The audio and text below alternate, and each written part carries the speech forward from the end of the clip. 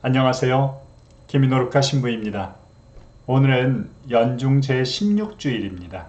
오늘의 복음은 마르타가 2000년 동안 삐쳐 있었던 복음이고요. 또 예수님께서도 억울해 하실 수 있는 본문이 되고 있습니다. 오늘 이 말씀 속으로 깊이 들어가면서 예수님께서 우리에게 들려주시는 말씀에 주목해 보았으면 좋겠습니다. 잠시 침묵하시겠습니다.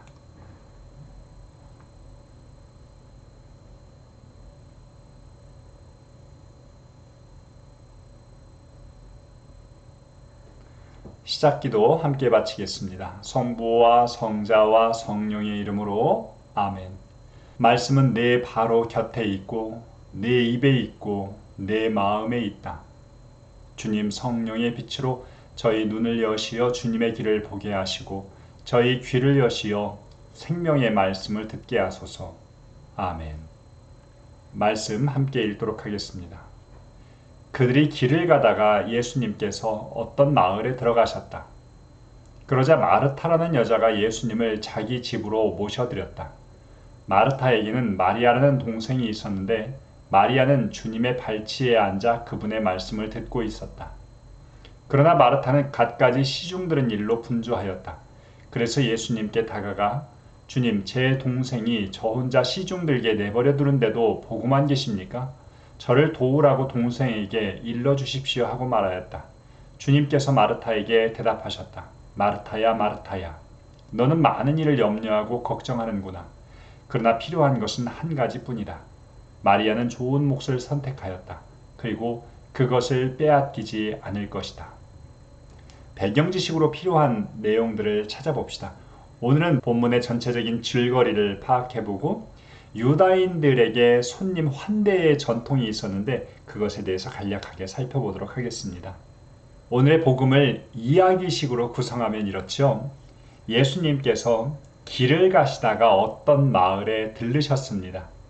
예수님이 제자들과 함께 예루살렘으로 향하고 있는 여정 중에 계시지요.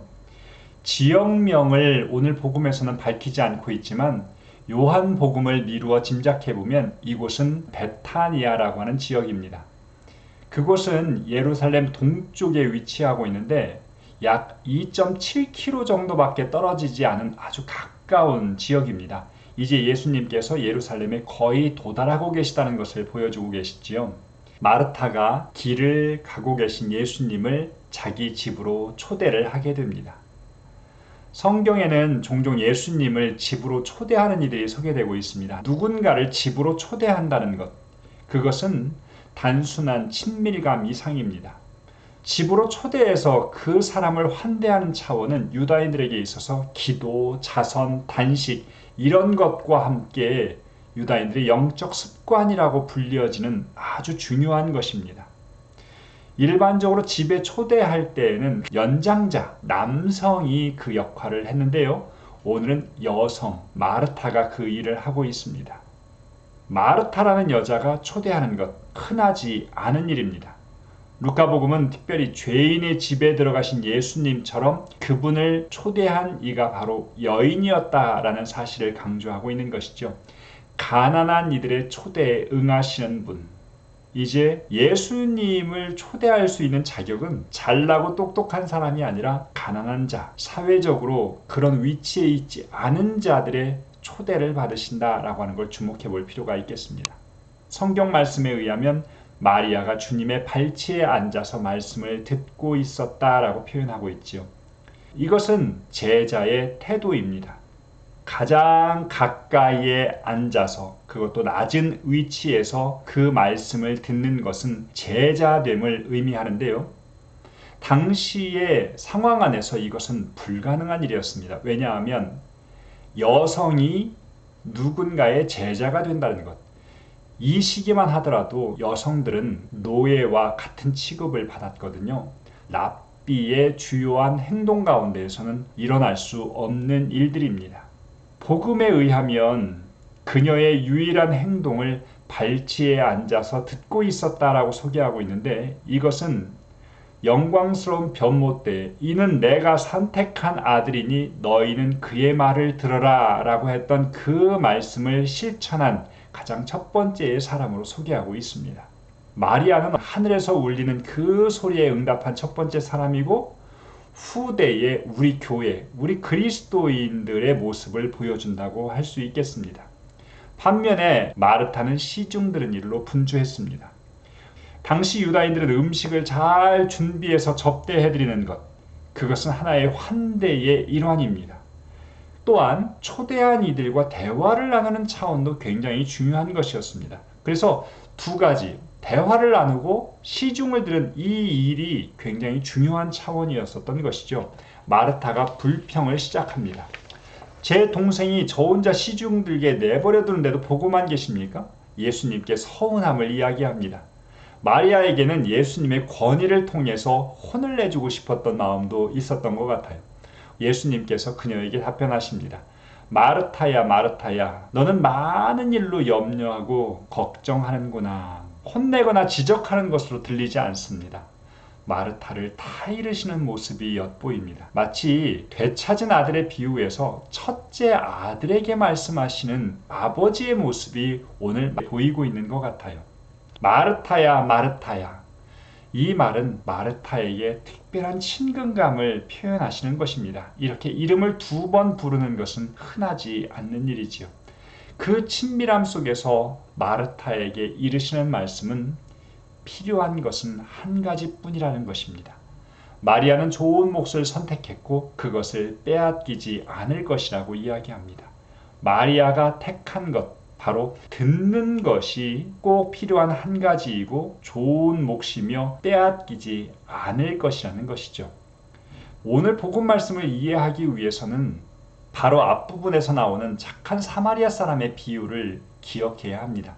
그리스도의 진정한 제자, 영원한 생명을 얻는 사람의 그 모델을 착한 사마리아 사람처럼 실천하는 삶에서 찾았다고 한다면 이제 그 실천은 말씀을 듣는 것으로부터 시작되어야 한다라고 하는 것을 강조하는 것 같아요.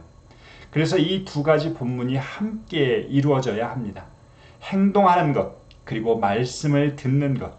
오늘 복음은 우리에게 말씀을 듣는 차원을 강조하고 계신 것이죠. 반대의 것을 무시하는 것이 아니라는 것, 그것을 기억해야 합니다. 오늘 배경 지식으로 유다인들의 손님 환대에 대해서 생각해 볼 일입니다. 이것은 우리들에게도 굉장히 중요한 요소가 되었으면 좋겠습니다. 누군가를 환대하는 것, 그것이 영적인 차원에서도 생각해 보아야 할 일이라는 것이죠. 유다인들에게 나그네를 맞이하는 것은 유목민 생활이 배경으로 자리하고 있습니다. 척박한 땅을 떠돌면서 가축을 먹여야 했기 때문에 이들은 늘 나그네 살이를 할 수밖에 없었습니다. 자신들의 생존을 돌봐줄 수 있는 누군가의 도움을 받는 것이 그렇게 간절하고 기쁨이 되었기 때문에 이들 스스로도 누군가에게 그렇게 환대를 하는 것이 익숙해져 있던 것이죠. 또한 더 나아가서 종교적인 측면들이 더 강하게 결합되어 있었던 것은 아브라함이 천사들, 곧 나그네들을 맞이하는 모습에서 소개되고 있습니다. 유다인들은 그렇게 천사들이 나그네의 모습으로 자신들을 찾아온다고 생각했기 때문입니다. 그래서 그들을 환대하는 것은 바로 하느님께서 보내신 천사를 대접하는 것이라고 여겼던 것이죠. 바로 신앙 행위, 그 가운데 하나가 환대였던 것입니다. 그래서 오늘 마르타는 그러한 환대를 실천하고 있었던 것입니다. 오늘 자세하게 읽기 위해서 등장인물, 장소, 시간들에 대해서 주목해 보게 됩니다. 이렇게 제자들, 예수님, 마르타, 마리아, 그리고 예루살렘으로 가시는 길, 어떤 마을, 마르타의 집이 소개되고 있지요. 복음의 질거리는 이야기식으로 살펴보았습니다. 전체 내용을 계속해서 요약하라. 그리고 최대한 기억해보라. 성경 말씀을 머리 위로 끌어올리는 그 작업이 거룩한 독서에서 굉장히 중요한데 이미 많은 분들이 습관화되었을 것이라고 믿습니다. 이어서 묵상하기입니다. 성경에서 가장 중요한 예수님의 모습을 찾아보는 것이지요. 이 가운데에서 특별히 나에게 다가오는 모습이 어떤 것일까를 생각해보고 거기에 머무르는 것이 묵상에 있어서 가장 중요한 차원입니다. 나에게 어떤 말씀을 들려주고 계시는지 들어보는 시간 필요하겠지요. 오늘 제가 여러분들과 함께 묵상으로 안내하는 것은 너는 많은 일을 염려하고 걱정하는구나 라고 하는 말씀입니다. 오늘날 많은 사람들이 분주하게 살아가고 있습니다. 오늘의 이 말씀이 모든 것들을 그만두고 그냥 하느님 말씀을 들으라는 것만으로 이해하면 곤란합니다. 오늘 복음에서 마리아를 묘사하는 단어는 듣고 있었다입니다. 듣고 있는 행동은 다른 것에 마음을 빼앗기지 않는 모습이죠. 반면에 마르타를 묘사하는 단어는 분주하다라고 하는 단어입니다. 사방에서 마음을 끌어당긴다는 것입니다. 마음이 산산이 찢기고 있다라고 하는 것이 분주한 행동으로 드러나는 것이죠. 교회 안에서 나태라고 하는 단어를 자주 사용하곤 합니다. 아무것도 하지 않은 채 게으른 사람을 의미하는 것이 아니지요. 히라보의 이 단어는 관심 없음이라는 뜻이 있습니다. 이것은 외적인 태도로 무엇인가를 행동하고 안 하고의 차원이 아니라 행동을 하지만 그 안에 관심의 점을 잃었을 때에 일어나는 것들은 모두가 나태함에 포함될 수 있다는 것입니다. 분주하게 움직이는 것, 그것이 나태함과 연결될 수 있다는 것이 우리가 주목해야 될 일이지요. 사실 배우자가 함께 있으면서도 마음을 두지 않으면 무엇인가를 하는 척하기 위해서 굉장히 분주해야 합니다. 신앙생활 역시도 하느님께 마음을 향하지 않으면 굉장히 분주한 채 끝날 수가 있습니다. 분주함, 나태와 다른 말이 아닙니다.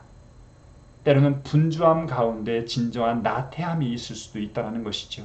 반대로 많은 일들을 하면서도 분주하지 않을 수 있습니다. 그 모든 초점을 하느님께 향하고 있기 때문이지요. 포커스를 맞추고 있느냐라고 하는 부분들. 오늘 마르타를 타이르시면서 오늘 예수님께서는 그녀에게 다시 한번 내 삶의 포커스를 맞출 수 있도록 초대하고 있습니다. 여러분들 삶에도 분주함이 있습니까?